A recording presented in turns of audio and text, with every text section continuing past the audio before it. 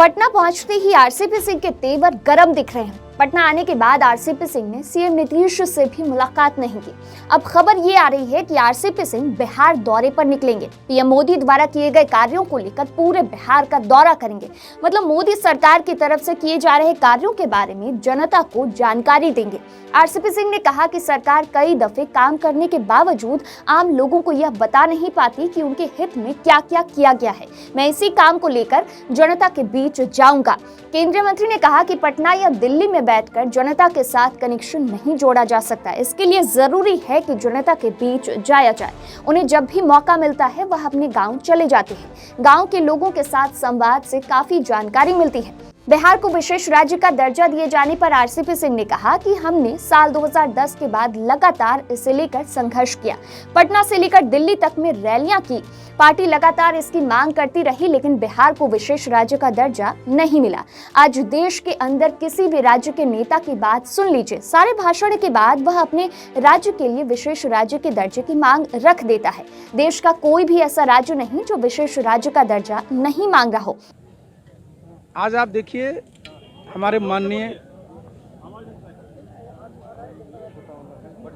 माननीय मुख्यमंत्री महोदय, आप जान रहे हैं कि बिहार में सबसे लंबे समय तक मुख्यमंत्री रहने का जो एक रिकॉर्ड है उसको पूरा किया है। और इससे हमारे जितने भी साथी हैं जनता दल यू के और हमारे एनडीए के जितने साथी हैं सब लोग बहुत उत्साहित हैं। तो मैं तो आप जानते हैं कि मैं उनके साथ पिछले 24 वर्षों से हूं और 1 मार्च को हम लोग पिछले वर्ष से उनका जन्मदिन मनाते हैं। तो हम लोगों ने तय किया है कि 1 मार्च जो हमारा 2022, इस बार बड़ा अच्छा सुनते हैं कि उस दिन शिवरात्रि भी है, जैसे मुझे बताया गया है, अभी चेक नहीं किया है। तो उस दिन से हम लोग साल भर हमारे नेता नीतीश बाबू ने जो बिहार में काम किया है, बिहार का जो मान सम्मान बढ़ाया है, उसको हर एक के घर घर तक पहुंचाना है। और इसके लिए हम लोग जो हमारे जितने भी बिहार में गांव हैं, जितने भी हमारे पंचायत हैं, जितने भी हमारे नगर निकाय हैं, सब जगह हम लोग साल भर कार्यक्रम चलाएंगे। और कार्यक्रम क्या होगा? कार्यक्रम यही हम लोग चलाएंगे कि हम लोग के नेता का जो एक व्यक्तित्व है, जो हमारे नेता का एक जो कृतित्व है, जो काम किया है, और साथ भी हमारे नेता का जो एक नेतृत्व मिला है बिहार को। और उससे भी बड़ी बात, आप सब जानते हैं कि पूरे देश में दुनिया में जाइए तो नीतीश बाबू को लोग क्या कहता है कि बहुत शानदार वक्ता हैं। तो जो व्यक्तित्व है उनका, इन चारों चीज़ों को हम लोग घर घर तक ले जाएं। और इसी क्रम में बिहार में जो काम हुआ है उसको भी लोगों को बताएंगे। इसके साथ और एक जान लीजिए कि मैं अभी केंद्र में मंत्री हूँ। हमारे माननीय प्रधानमंत्री आदरणीय नरेंद्र मोदी जी भी, आप जान रहे हैं कि 13 वर्षों तक वो गुजरात के मुख्यमंत्री रहे और 7 वर्षों से ज़्यादा प्रधानमंत्री, लगातार 20 वर्षों तक। तो देखिए दोनों नेताओं की क्या सोच है। हमारे प्रधानमंत्री जी क्या कहते हैं कि भाई हमारा जो राष्ट्र है, हमारा जो हिंदुस्तान है, वो दुनिया में 1 नंबर पर है। इस सवाल कहाँ से पूछते हैं हम? जनता दल यू का नाम क्या है? जनता दल यूनाइटेड। इसके नेता कौन है जी? 3-4 नेता हैं क्या? मात्र एकमात्र नेता हैं। और देखिए ठीक ठाक क्या होता है, यहाँ कुछ ठाक ही नहीं, पूरा का पूरा ठीक ही है। इसमें ठाक क्या होता है भाई? और देखिए हम लोग सब लोग ज़रा समझिए, एक बात बोल रहे हैं आप। पिछले बार हम लोगों का सदस्यता का अभियान चला था। हम लोगों ने करीब 2 लाख हमने सक्रिय सदस्य बनाए थे, ऑलमोस्ट 45 से 50 लाख के बीच। अब हम जब घर घर जा रहे हैं तो जब लोगों से संपर्क करेंगे, हमारी बात जब वो मानेंगे, तो जो लोग हमारे मेंबर नहीं बने तो हम मेंबर नहीं बनाएंगे। तो हम तो अपना लक्ष्य रखेंगे कि जब सदस्यता अभियान चले तो पिछले बार तो 2 लाख था, इस बार 4 लाख हो। समझे ना? इसलिए कहीं कोई इस तरह की बात नहीं। सर एक सवाल है, प्रधानमंत्री मोदी ने कहा है कि नकली। देखिए मान लिया नहीं जाए, ये है।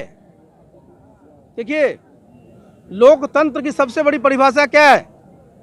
लोकतंत्र में याद रखिएगा जिसको हम लोग करियर कहते हैं, किसी क्षेत्र का करियर, चाहे आप मीडिया में हो, हम पॉलिटिक्स में हैं, कोई और।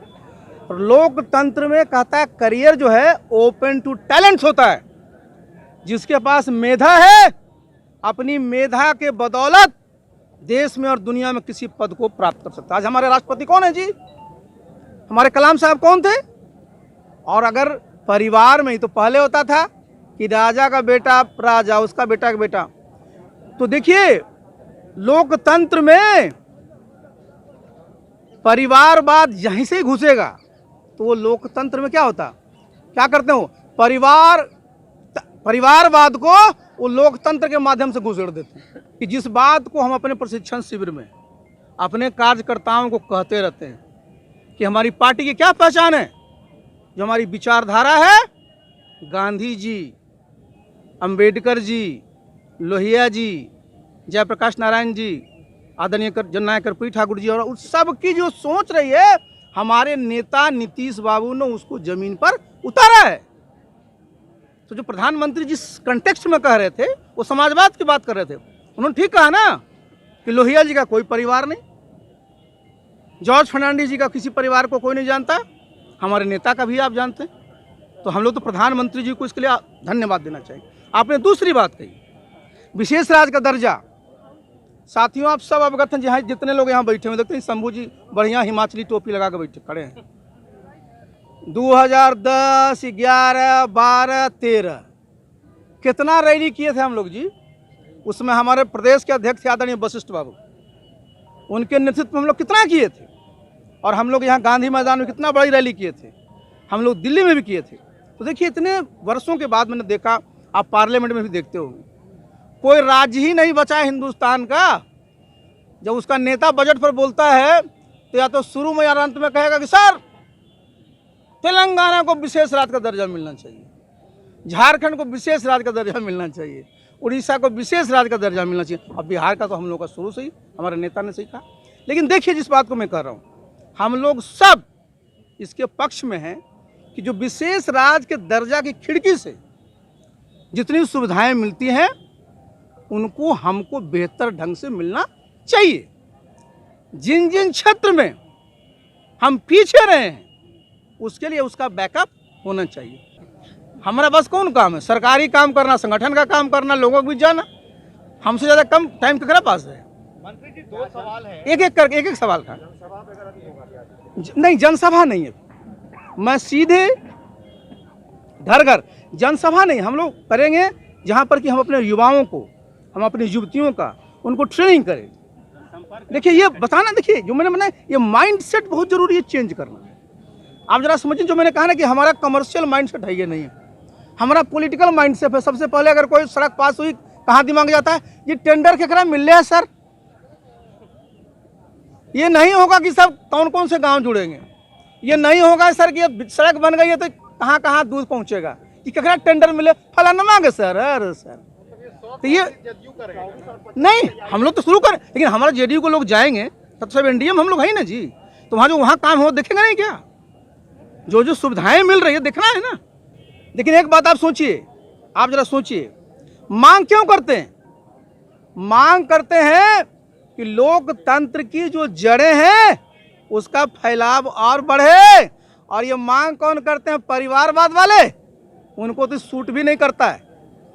वो काहे के लिए जातीय जनगणना मांग करता है जी? उसका तो सब पद अपने चाहिए ऊपर वाला। देखिए, ये जनगणना क्यों कराया जाता है कि हमारी आबादी कितनी है, समाज के किस किन लोगों के लोग रहते हैं, कैसे सबका विकास हो।